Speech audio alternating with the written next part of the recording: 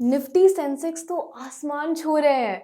ऐसे समय में सोशल मीडिया पे पेनी स्टॉक्स की रिकमेंडेशंस की आंधी आ जाती है। कई सोशल मीडिया पेजेस आपको 1, 5, 10 रुपए के पेनी स्टॉक सजेस्ट करके 10 गुना, 20 गुना, 100 गुना प्रॉफिट प्रॉमिस करेंगे। असल में ना बहुत ऐसे पेनी स्टॉक्स वैल्यू ट्रैप्स होते हैं जिन्हें बुल मार्केट में हाइप किया जाता है। जब प्राइस थोड़ा ऊपर चले जाता है तो ऑपरेटर्स ऐसे स्टॉक्स को डंप कर देते हैं और फंस जाते हैं भोले भाले रिटेल इन्वेस्टर्स।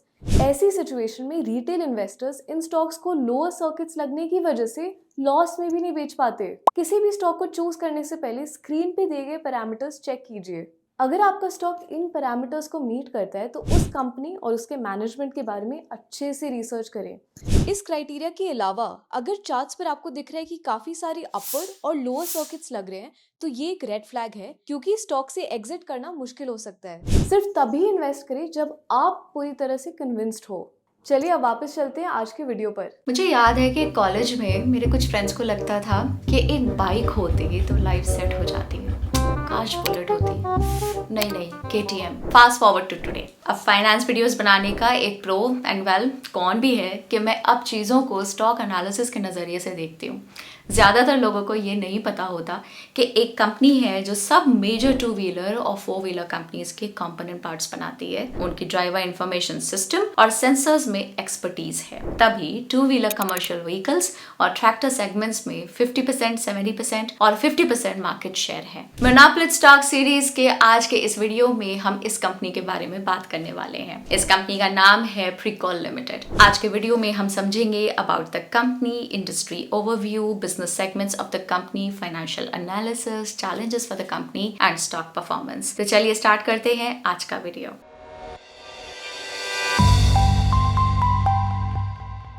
प्रीकॉल लिमिटेड इंडिया की लीडिंग ऑटोमोटिव कंपोनेंट्स और प्रिसीजन इंजीनियर्ड प्रोडक्ट्स की मैन्युफैक्चरर्स में से एक है, जिन्होंने अपने ऑपरेशंस 1975 में शुरू किए थे। ये 48 ईयर ओल्ड कंपनी कोयम्बटूर में हेडक्वार्टर्ड है। आज कंपनी के पास अक्रॉस इंडिया 9 मैन्युफैक्चरिंग प्लांट्स हैं। एक मैन्युफैक्चरिंग प्लांट है जकार्ता, इंडोनेशिया में, और 3 इंटरनेशनल ऑफिसेज हैं जापान, यूनाइटेड अरब एमिरेट्स और सिंगापुर में। आज ये एक रेप्यूटेड ग्लोबल ब्रांड बन गई है। ये ऑटोमोटिव कंपोनेंट्स और प्रोडक्ट्स 45 प्लस देशों में एक्सपोर्ट करती है। कंपनी के कुछ की प्रोडक्ट्स हैं जैसे कि driver information systems and sensors, pumps and allied products, telematics and wiping systems. ये 2-3 wheeler passenger vehicles, commercial vehicles, farm equipment और ऑफ रोड व्हीकल्स में यूज होते हैं। तो ड्राइवर इंफॉर्मेशन सिस्टम और ऑटोमोटिव टेलीमैटिक्स होते क्या है, पहले उसको समझ लेते हैं। ड्राइवर इंफॉर्मेशन सिस्टम जैसे कि नाम से पता चलता है, वो ड्राइवर को इंपॉर्टेंट इंफॉर्मेशन प्रोवाइड करता है ड्राइविंग के समय, जैसे कि speed, fuel level, engine temperature and much more. इसको ऑटोमोटिव टेलीमैटिक टेक भी बोलते हैं। बहुत सी leading automotive companies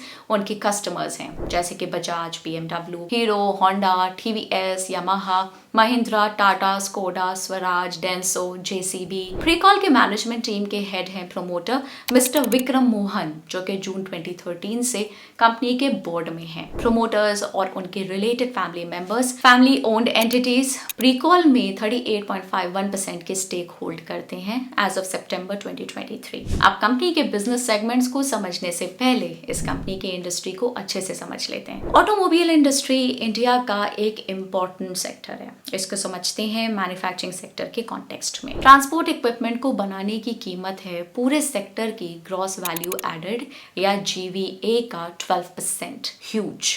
प्रीकॉल limited auto ancillary industry में आता है। ऑटो एंसिलरी पार्ट्स मतलब व्हीकल बनाने के लिए जो पार्ट्स यूज होते हैं वो, मतलब ये मैन्युफैक्चरिंग प्रोसेस के इंटरमीडिएट स्टेज में आते हैं। Things like engine parts, drive gear box and steering parts, suspension and brake parts, electrical equipment etcetera.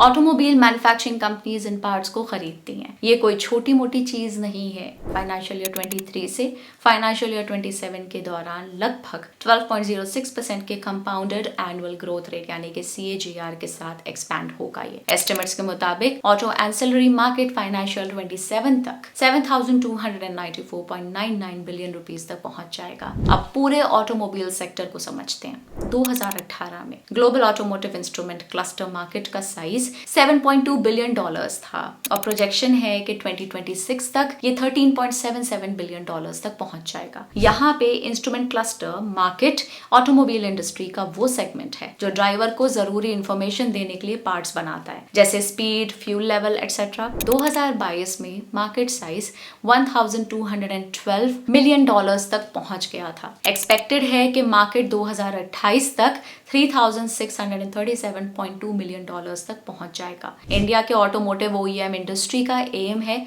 कि 2026 तक व्हीकल सेल्स को 26 मिलियन से 76 मिलियन तक बढ़ाया जाए, अलग अलग सेगमेंट्स में। प्रीकॉल के लिए गुड न्यूज है। ईवी कार्स की बढ़ती पॉपुलैरिटी और गवर्नमेंट की इलेक्ट्रिक मोबिलिटी सेक्टर की बैकिंग से प्रीकॉल को बहुत फायदा हो सकता है। उनके पास अपना ड्राइवर इंफॉर्मेशन सिस्टम और टेलीमैटिक्स टेक जो है। प्रीकॉल तो अपनी जगह, बाकी प्लेयर्स का क्या? अगर हम ग्लोबली वॉल्यूम्स की बात करें तो वो टू व्हीलर क्लस्टर बिजनेस में टॉप पे है। जापान का निप्पोसिकी और फिर आता है प्रीकॉल। सिर्फ इंडिया के कॉन्टेक्स्ट में टॉप पे है प्रीकॉल विद 53% मार्केट शेयर। उसके बाद मिंडा कॉर्पोरेशन। अब यूं हुआ कि 17 फरवरी 2023 में मिंडा कॉर्पोरेशन ने प्रीकॉल का 15.7% स्टेक अक्वायर किया था। अगर मिंडा को प्रीकॉल में एक स्टेक मिल जाता है तो ये कंपनी इंस्ट्रूमेंट क्लस्टर्स बिजनेस में अपने मार्केट शेयर जो अभी 15% की है और भी मजबूती से कंसोलिडेट कर सकती है। बात यहाँ खत्म नहीं होती। मिंडा कॉर्पोरेशन प्रीकॉल में और भी स्टेक बाय करने की कोशिश कर रही है। वो अपना स्टेक 24.5% तक इंक्रीज करना चाह रही है, पर अभी हाई कोर्ट में केस चल रहा है और आगे ये देखना पड़ेगा अगर मिंडा और स्टेक ले पाती है। अब इंडस्ट्री के बारे में समझने के बाद कंपनी के बिजनेस सेगमेंट्स के बारे में बात करते हैं। मेनली कंपनी के दो बिजनेस सेगमेंट्स हैं, driver information and connected vehicle solutions और actuation control and fluid management system. पहले सेगमेंट के बारे में तो आप जानते ही हैं। प्रीकॉल अपने क्लाइंट्स के लिए integrated display and infotainment systems भी डेवलप कर रही है, जैसे ऑनबोर्ड नेविगेशन या mobile screen mirroring, real time FOTA। इससे इन व्हीकल एक्सपीरियंस बेहतर होगा। इसके अलावा कंपनी सेंसर्स भी प्रोवाइड करती है, यानी एक ऐसी डिवाइस जो किसी भी फिजिकल स्टिमुलस जैसे कि हीट, साउंड, लाइट या किसी पर्टिकुलर मोशन को पकड़कर फ्यूल मेजरमेंट के लिए यूज किया जाता है। और तो और कंपनी बैटरी मैनेजमेंट सिस्टम्स भी प्रोवाइड करती है। इसके अलावा company wiping system,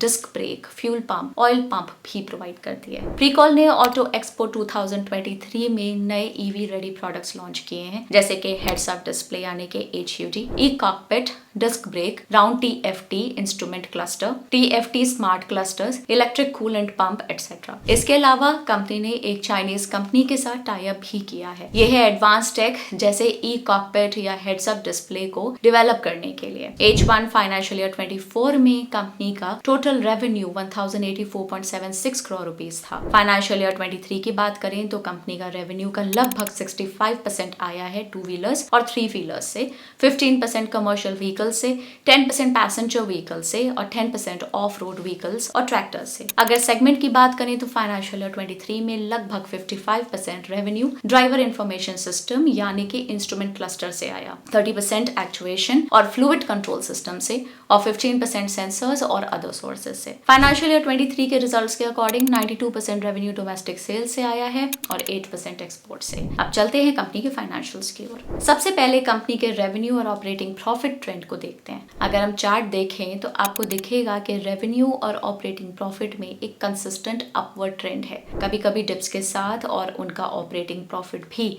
revenue trend को क्लोजली फॉलो कर रहा है। कंपनी अपना फोकस ऑटोमेशन पे रखती है, जिससे वर्कफोर्स को काफी हद तक प्रून किया जा सकता है। साथ में कंपनी कस्टमर रिटेंशन को बढ़ाने पे भी ध्यान देती है। इसी वजह से कंपनी फाइनेंशियल ईयर 21 से लेकर अब तक लगभग 10 से 13% ऑपरेटिंग प्रॉफिटेबिलिटी मेंटेन कर पा रही है। 2020 से 2022 तक प्रीकॉल की रेवेन्यू में कुछ खास इंक्रीज नहीं हुआ, क्योंकि टू व्हीलर की डिमांड कम थी कोविड के कारण। उन्होंने कुछ फॉरेन सब्सिडरी भी बेच दिए थे जो 2019-20 में नुकसान में थे, जिससे उनके रेवेन्यू पे असर हुआ। लेकिन इन बिजनेस को बेचने और खर्चे कम करने की वजह से प्रीकॉल ने अपना ऑपरेटिंग प्रॉफिट 2021 और 2022 में लगभग 12% से 13% तक बढ़ा दिया। अब 2023 और इस साल की बात करें तो रेवेन्यू इंक्रीज होते हुए दिख रहा है, क्योंकि व्हीकल्स की डिमांड इंक्रीज हो रही है और इलेक्ट्रिक व्हीकल की डिमांड भी इंक्रीज हो रही है, जिस वजह से ड्राइवर इंफॉर्मेशन सोल्यूशन और कनेक्टेड व्हीकल सोल्यूशन की डिमांड और इंक्रीज हो जाएगी। अब चलिए नेट प्रॉफिट की तरफ नजर डालते हैं। Net profit over overall profitability को दिखाता है सारे एक्सपेंसेस डिडक्ट करने के बाद। जैसे कि आप स्क्रीन पे देख सकते हैं एक अपवर्ड ट्रेंड दिख रहा है, लेकिन बीच में कुछ डिप्स थे। मार्च 2017 में नेट प्रॉफिट सिर्फ 9 करोड़ रुपीस का था, जो मार्च 2023 में 125 करोड़ रुपीस का हो गया। लेकिन 2018, 19, 20 में नेट प्रॉफिट नहीं था, लॉस था। प्रीकॉल के रेवेन्यू में कुछ खास इंक्रीज नहीं हुआ। इसका मेन रीजन ये था कि कोविड के चलते टू व्हीलर की डिमांड कम हो गई थी। इसके अलावा उन्होंने अपनी कुछ फॉरेन सब्सिडरी को भी बेच दिया था, जो 2019-20 में नुकसान में थी। पिछले साल कंपनी ने 124.95% का प्रॉफिट ग्रोथ देखा और पिछले 5 साल में 34% का और 3 साल में 47% का। चलिए अब देखते हैं बोरोइंग ट्रेंड। अगर आप बोरोइंग्स में नजर डालते हैं तो 2018 में डेट कुछ 448 करोड़ रुपीस का था और मार्च 2020 में भी डेट कुछ 431 करोड़ रुपीस का था। उसके बाद से कुछ डेट कम होता दिखा, पर ऐसा क्यों हुआ? 2018 से 2021 में कंपनी की फाइनेंशियल पोजीशन अच्छी नहीं थी, क्योंकि वो लॉसेस कर रही थी और उन्हें कुछ कॉस्ट राइट ऑफ करने थे, क्योंकि उन्होंने अपनी सब्सिडरी सेल की थी। ये उनके लिए बहुत भारी पड़ा। इसके अलावा इन बिजनेसेस को बाय करने के लिए उन्होंने काफी डेट लेकर रखा था, लेकिन कंपनी की फाइनेंशियल हेल्थ रिसेंटली इंप्रूव हुई है। 2021 से कमाए गए प्रॉफिट्स और फाइनेंशियल ईयर 21 में राइट्स इशू के थ्रू 81 करोड़ रुपीस की कैपिटल इंजेक्शन की वजह से इसका रिजल्ट हुआ रिड्यूस्ड डेट, एक स्ट्रॉन्गर बैलेंस शीट और बेहतर financial metrics. Debt to equity ratio 0.45x से इंप्रूव होके 0.25x हो गया है, मेनली रिड्यूस बोरोइंग और नो डेट फंडेड स्पेंडिंग की वजह से। इसके अलावा प्रीकॉल ने फाइनेंशियल ईयर 23 से फाइनेंशियल ईयर 25 तक 600 करोड़ रुपीस की कैपिटल एक्सपेंडिचर का प्लान बनाया है, जो प्रॉफिट्स के थ्रू फंडेड होगी। फाइनेंशियल ईयर 23 में उन्होंने इस पर पहले से ही 80 करोड़ रुपीस खर्च कर दिए हैं। कंपनी के लिए एक सबसे बड़ा चैलेंज है dependence on two wheeler sales. Financial year 23 में प्रीकॉल का लगभग 65% रेवेन्यू टू व्हीलर्स और 3 व्हीलर्स से आया है। इसका मतलब है कि अगर टू व्हीलर की डिमांड में कमी हो, जैसे कि फिस्कल 2020-22 के बीच में हुई थी, तो इससे प्रीकॉल के बिजनेस पे असर पड़ सकता है। उनके कंपोनेंट्स कम बिकेंगे, जिससे उनका रेवेन्यू कम हो जाएगा। अब दूसरा बड़ा चैलेंज है कि कंपनी इंपोर्ट्स पे बहुत डिपेंडेंट है। इसकी वजह से उनकी प्रॉफिटेबिलिटी काफी वल्नरेबल होती है, खासकर फॉरेक्स मूवमेंट, सप्लाई कट्स और जियोपॉलिटिकल चैलेंजेस के कॉन्टेक्स्ट में। प्रीकॉल लगभग 40 से 45% अपने रॉ मटेरियल्स दूसरे देशों से लाती है। इन मटेरियल्स का मेजॉरिटी हिस्सा लगभग 65 से 70% चाइना से आता है, लेकिन वो साउथ कोरिया और ताइवान से भी इंपोर्ट करते हैं। ये मटेरियल्स प्रीकॉल को अपने सिंगापुर के सब्सिडरी कंपनी, जो कि प्रीकॉल एशिया PTE लिमिटेड के नाम से है, के थ्रू भेजे जाते हैं। क्योंकि प्रीकॉल इतना ज्यादा इंपॉर्टेंट मटेरियल्स पे डिपेंड करता है, तो changes in foreign currency values और शिपिंग कॉस्ट में होने वाले बदलाव उनके प्रॉफिट्स पे असर डाल सकते हैं। ये खास तौर पे सच है जब ग्लोबल सिचुएशन अनस्टेबल होती है। अब चलिए कंपनी के कुछ की फाइनेंशियल नंबर्स को देखते हैं और उनके listed peers Minda corporation limited और उनो मिंडा लिमिटेड से कंपेयर करते हैं। अगर हम इस टेबल को देखें तो क्लियर है कि प्रीकॉल लिमिटेड का डेट टू इक्विटी रेशियो अपने पीयर्स से काफी कम है। इसके अलावा कंपनी का 5 ईयर CAGR रिटर्न भी अपने पीयर्स से ज्यादा है, लेकिन अगर 5 ईयर सेल्स CAGR को देखते हैं तो वो पीयर्स से थोड़ा कम है। लेकिन याद रखें, सिर्फ स्टॉक परफॉर्मेंस से कुछ डिसाइड नहीं होता है, इसलिए आपको अपनी रिसर्च बहुत अच्छे से करनी चाहिए। अगर आपको इस कंपनी की एनुअल रिपोर्ट और लेटेस्ट इन्वेस्टर प्रेजेंटेशन को एनालाइज करना है तो उनके लिंक्स आपको डिस्क्रिप्शन बॉक्स में मिल जाएंगे। अब आप मुझे बताएं कि क्या आपने प्रीकॉल में इन्वेस्ट किया है या क्या आपके पास कोई और ऑटो एंसिलरी स्टॉक है अपने पोर्टफोलियो में? Let us know in the comments below. याद रखिए ये वीडियो सिर्फ एजुकेशनल पर्पसेस के लिए और इनमें कोई भी बाय या सेल रिकमेंडेशन नहीं है। अगर आपको हमारा एनालिसिस अच्छा लगा हो तो do like the video and don't forget to subscribe to the channel. Bye bye.